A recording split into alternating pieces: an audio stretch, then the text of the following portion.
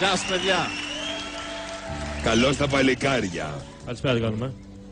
Καλησπέρα σας. Χαίρομαι πάρα πολύ που επιτέλους έχουμε δύο ανθρώπους της τέχνης. Προφανώς θα μας παίξετε πιάνο. Καταλάβατε λόγω του πιάνου. Μα είναι... Όχι, είναι εντυμένοι σαν να πηγαίνουν σε μια συναυλία.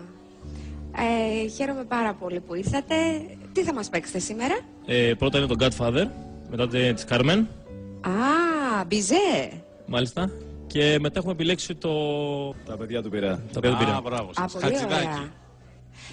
Άρα, όπως καταλάβατε, εσείς οι ακαλλιέργητοι, θα ακούσουμε ένα Δεν τα κομμάτι έχουμε ξανακούσει. ακάτρεμα, Μάλιστα. γιατί έχουμε ένα πιάνο, θα μας παίξουν δύο κύριοι, οπότε προφανώς θα ακούσουμε ακάτρεμα. Συγγνώμη, αλλά δεν ταιριάζει με αυτό που θα πω. Ακάτρεμα είναι με Είδω τέσσερα γύφτο στη χέρια. γενιά του και αναγάλια στην καρδιά του. Σε βλέπω σήμερα ενθουσιασμένη. Τέλεια. Και πραγματικά ανυπομονώ να σας ακούσω. Εγώ περισσότερο από όλους. Ευχαριστούμε πάρα πολύ, να είστε καλά. Αρχίζουμε.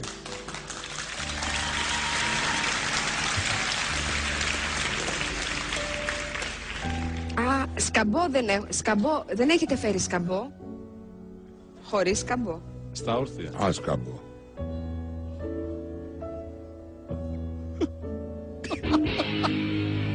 Ω, Τι κάνατε.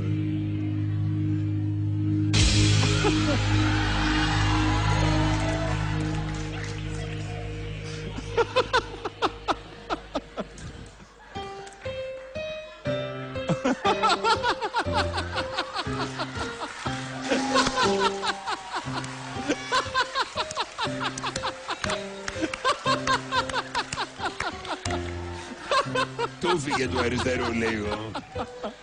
Τα χτύπησα.